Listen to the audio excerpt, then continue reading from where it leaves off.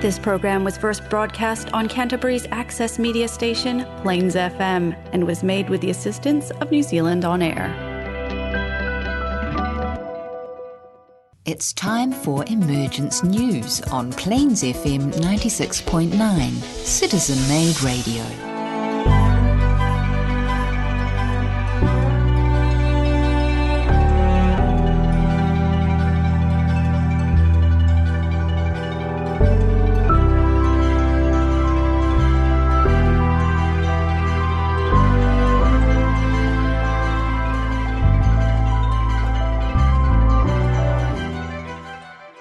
Hello and welcome to Plains FM and Emergence News. With me today are Shafia. Hi Shafia. Hello. And John. Hello Peter and Shafia. And greetings. Today we are talking about education in the New Age and also the Wesak Festival. Woo. And how our lives and children's lives will begin to change as our horizons expand. It was with great interest I watched Nigel Lattis' program some time ago on the human brain. And his feelings was that everything that happens to us changed in some way our personality. And while this is true, there is so much more. According to the ageless wisdom teachings, the brain is just an instrument that is used by the mind, which is connected to the soul. So the new education will bring in the true constitution of the human and our place in the world, which I will speak about in a moment. But first, Shafia, what are you going to talk about today? Well, today is actually Wesak Day, and we have just had the meditation. The Wesak meditation has happened in the Tibetan Himalayan plains. That's right. Although for our listeners, it'll be a week late. It would have been last week. This has happened today as we're recording. Yeah. And so I've been really involved, learning about it again and getting enthused by it because it's going to be one of the major festivals for the future. For That's humanity right. Going forward. Yes. Yeah. Okay. Great. And John, what have you got there for us? I dived into some ideas that Benjamin Creme has around education. Okay, tremendous. Yes, well, we're a group of volunteers here for the program of Emergence News, and this is about the emergence of Maitreya, the masters, and the masters who are his disciples. And so we're basically talking about the emergence of these great beings, if you like, into our lives, and how that will change in the future of humanity. In Education in the New Age by Alice Bailey, she covered across 4 items with regard to child education, and that I just want to briefly cover those. And she says the child must receive and live in the atmosphere of love, where in fear is actually cast out completely. And they receive a courteous treatment at the hands of others, and above all, a compassionate tenderness to bring out the best in the child. I love that word, compassionate tenderness. That is fabulous. To describe, how to bring up children. Mm-hmm. Yeah.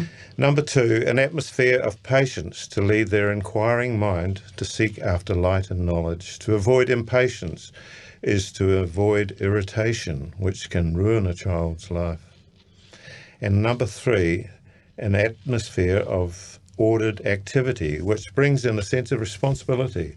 One of the first signs of soul contact is a sense of responsibility, and small duties and shared responsibilities can be a potent way of determining a child's character and future vocation. Number 4, an atmosphere of understanding wherein a child is always sure that the reasons and motives for his actions will be recognised. Thank you.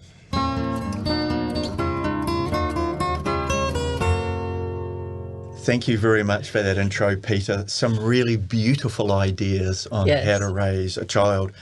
I tell you what, I started this journey too. I went to my usual source. I had to flick through some books that I've got at home, and then I went to the Share International website.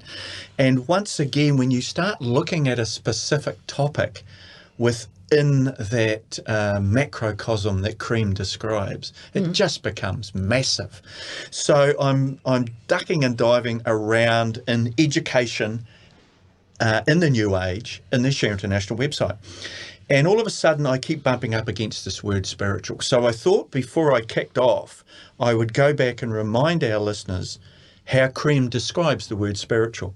And he says that quality of any activity which drives the human being forward towards some form of development, whether it's physical, emotional, intuitional, social, in advance of his or her present state. So I thought I needed to clarify that for myself before I start looking at education. Because it's really interesting, isn't it? We always think of spiritual as being religious, and that's what we've been brought up as. Or spiritual as separate. Yes. Yeah. Something we go and do, yes, rather than something that we are. Integrate with, yes. Yeah, and when we talk about education, that's the thing that struck me about Cream's approach, is he talks about education and life and spiritual from a place within. I'm still talking about it from an external place that I go to. Yes. And that's the difference between the point and evolution, I think. Yeah. I still see it as something I clutch, and he sees it and talks about it as something you are. Yeah. Right, so I'm not quite where Benjamin Cream is, and I'm sure that both of you are very aware of that, and I apologise now for anything I may have said in the past. Okay, education in the New Age. It's a great interview by of Benjamin Cream by a man called George Catlin, who's an educationalist. And he says to Benjamin Cream, what does the term education mean to you? And Benjamin Cream kicks off with education is every activity that fits a man, woman or child for the fullest expression of their potential. Coming into incarnation at a certain stage in development, carrying on from a previous life, we have a given potential in terms of soul expression, intelligence and physical equipment. Whatever that brings into this life, education is the preparation of a man, woman or child on physical, emotional, mental and spiritual planes to bring out their potential in every given life. And what really struck me is he's finally solidified in my mind. We have a given potential in terms of soul expression, intelligence and physical equipment. That's what we come in with. So education is about realising ourselves within that limitation. That's my understanding of what he's saying with that. And then he goes on to say, and any listeners out there, if you're sitting near your elderly mother, you probably need to move away, because Benjamin Cream he's asked, what would you say that a parent's role are as educators? So if you don't like your mother or your elderly father, probably pay you to move away now, because I'm going to tell you what the problem is. Benjamin Cream, in the sense that every child imitates its parents from the word go, then indeed every parent is an educator for good or ill. If the behaviour of the parent is restrictive, authoritarian, then it is bad education. He's quite clear on this. If the parent surrounds the child with love and patience, that word patience again, Peter, and seeks to enhance its expression in any given area, then it is taking an essential part in the education of the child. But then he says, most of us pass on to our children what we receive from our parents. And I'm sure everybody that's a parent has heard their parents' voice come out of their mouths. Definitely. Use the eyes that God gave you. Most of us pass on to our children what we receive from our parents. If that is full of holes, then that is what we pass on. Most of us receive and endow our children with much harmful garbage. Oh, do not call that education, but conditioning. And now if you're still in love with your elderly mother, you can come back a little bit closer. He talks about how is Aquarius and the energies of Aquarius going to change education. He talks about the energy of synthesis. And he says you can already see the effect of the energy of synthesis if you look at almost anything in life, certainly education. Synthesis has to do with relationships. For instance, the relationship of ideas. Through philosophical investigation, you can broaden the consciousness until what seemed the most distant can be seen as standing side by side, not only complementing and completing each other, but throwing light on each other. It is this ability to synthesize that inevitably broadens the consciousness of humanity and makes correct human relationships possible. And he goes on to say, these energies of Aquarius, with this synthesizing quality, will broaden the individual consciousness until it can embrace one humanity. So once again, it's that idea of the spiritual life is the educational process, but the only way to live the life is in that spiritual mindset. So that we can stand fully individual, unique, and at the same time as one part of this great group that we call humanity. Finally, he's asked, what is the fundamental purpose of education? He goes on to say to equip people to demonstrate their divine potential as souls in incarnation. The externalization of the work of the masters will have enormous physical, emotional, mental, and psychological impact on humanity. We will come to realize that the soul really does exist. They, the masters, are the kingdom of souls. People like Jesus will be talking to the people daily. He is alive and well, and if you can believe me, he's been living in Rome for a number of years. The master of all the masters, Lord Maitreya, has been living in London since 1977. And so what he's saying is once we become aware of our soul, once we become aware of the masters, then education will make a major shift. And we know that there are masters living in every major city, aren't there? Exactly, yeah. So this education, the way that Kren talks about education is really all-encompassing. He does not separate living the life as a human and education. No. That they are the one and the same. Yes. He goes on to say, it will become clear that reincarnation is a fact of life. This will transform human thinking about the reason for us being on Earth. We will come to know the answers to the age-old questions. Why are we here? Who are we? What is the purpose of life? That is the core of education. If you can be educated in understanding and answering those questions, then life changes, your view of life changes. It'll be clear that we're here for a certain purpose, the evolution of the soul and incarnation carrying out the evolutionary purpose. So education will become about understanding humanity and its role with the planet, understanding reincarnation, understanding soul connection, and so education will be about understanding the vehicles for this life, the purpose for this life, and manifesting that purpose. I can remember when I was a teenager growing up, and I used to always be fretting about the sort of injustice of life to me. Yes. The fact that, somebody died when, a kid died when they were 2, and somebody was in a wheelchair, and somebody else had a really good life. And it wasn't until I heard about the theory of reincarnation that it made sense to me. Yeah. Because you need that longer time, don't you? In one lifetime, the world's unjust, but it's not in reincarnation. Yeah, you've actually summed up his last sentence. Every soul comes into incarnation with a given set of purposes. Each person's education should be geared to facilitate that process, the working out of the soul's purpose in life. That means that teachers, educators, whether in school or out of school, must know the point of evolution of any given child. So well, it's a big ask at the moment, isn't it? I mean, because it's developing our intuition before we can actually understand and it. Actually, one of the questions that he has asked is how do we discern that? How do we figure that out? Yeah. And certainly some of the stuff that you were talking about earlier, Peter, is about understanding. What is a child's point of evolution? What is their race structure? What is their purpose? And let's educate them accordingly. And so they will all be educated differently, won't Yeah, they? absolutely, uniquely. Yeah. Yes, absolutely. that's Yeah.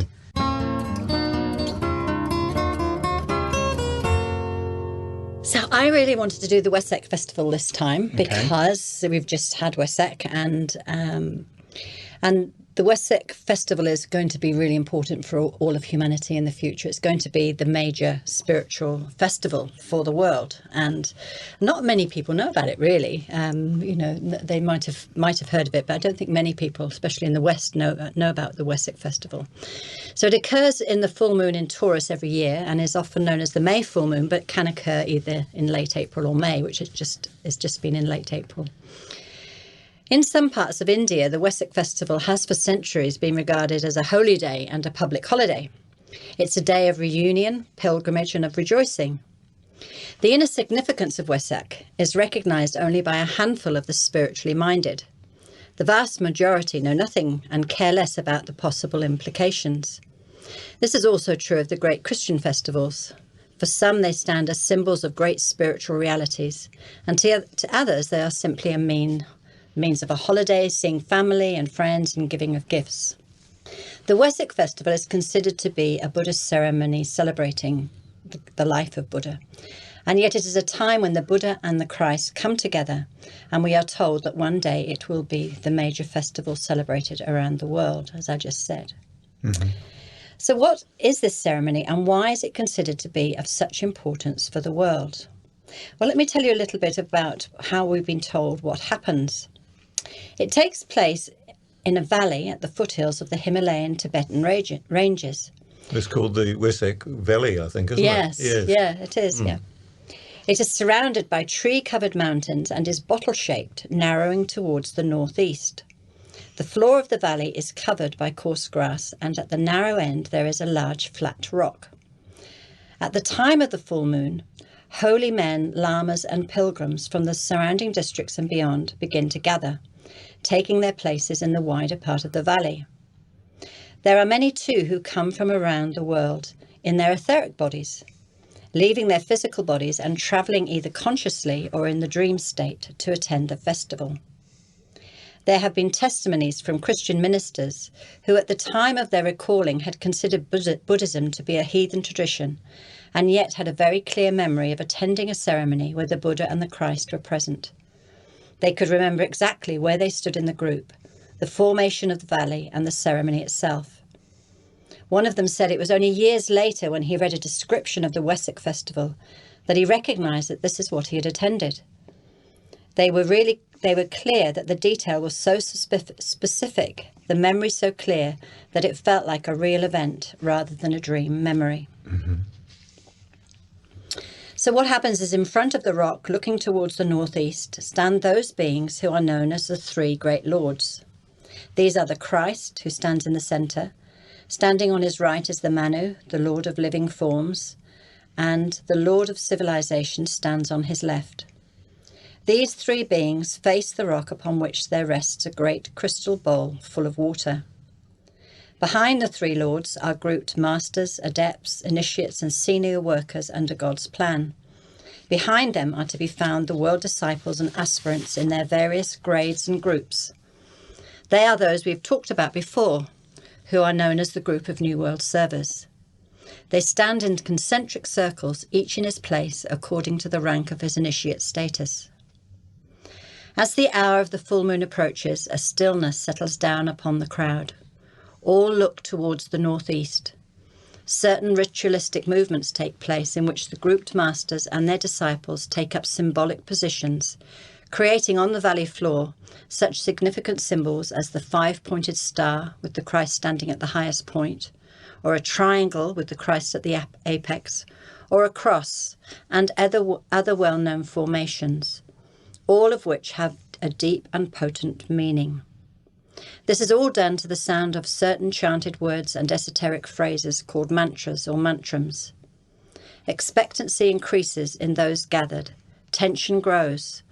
Through the entire body of people there is felt a potent vibration, which has the effect of awakening the souls of those present, fusing and blending the group into one united whole. Expectancy and readiness lift all present into an act of spiritual demand. It is the climax of the world's aspiration focused on this waiting group.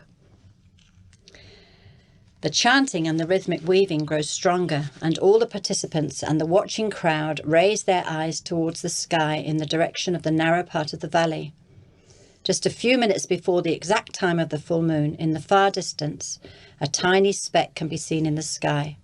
It comes nearer and nearer and grows in clarity until the form of the Buddha can be seen seated in the cross-leg position, clad in his saffron-coloured robe, bathed in light and colour.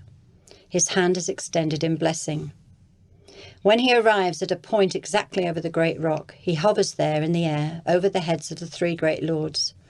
A great mantra, used only once a year at the festival, is intoned by the Christ. The entire group of people in the valley fall upon their faces. This invocation sets up a great vibration or thought current, which is of such potency that it reaches from the group to God himself. It marks the supreme moment of intensive spiritual effort throughout the entire year. The whole ceremony lasts but 8 minutes, and then the Buddha gradually recedes, returning to Shambhala, the great centre where the will of God emanates. It is there he resides and works for the good of humanity. After the ceremony, the water is distributed among those who are present. The spiritual effects and vitalization of humanity of the Wesak festival lasts throughout the succeeding months. The effect of this great invocation is universal or cosmic and serves to link us up with the cosmic centre of spiritual force from which all created beings have come. The Christ, as the representative of humanity, receives this blessing in trust and pours it forth for distribution. This is why he is known as the water carrier, the symbol of the age of Aquarius. He brings the waters of life to the parched soul of humanity. That's great. And they also say that this is the time as well where all the masters meet together and discuss what's needed, for the next phase of humanity's development. And, so it's amazing what goes on in the world that we don't know about, isn't it? Yes, elder brothers are at it all the time, aren't they? They are, and this is sort of like, witness people who've actually been there have written about it. And, So people can attend Wesak in their physical bodies? Yes. Okay. But I don't know, I think if you're not meant to be there, you wouldn't. You'd have to be qualified in some way. Yes, you would have to be qualified, I don't think. So we can't just book a... No, and I'm not sure there's a bus tour either. No, there would be some, you'd lose your way or something would happen. You go down the wrong valley. That's right. But for those who are called and who are, ready and supposed to be there. Supposed to be there, can be there. Yeah. So it's interesting and interesting to think that one day, the whole world will be doing this ceremony and be able to see it. This is the Emergence News on Plains FM. For more information, go to shareinternational.org. So this education in the future is going to be a big thing, isn't it? So I think we should do another programme on it. Yes, well, I do think it's because it encompasses so much, really. I mean, we're only just hitting on the outer effects of it, but of course involved in that is the development of our physical brain, if you like, with our soul, which is our intention of what we're here to do. And so really we do need to talk perhaps about the building of this rainbow bridge, so-called, which is called the Indakarana.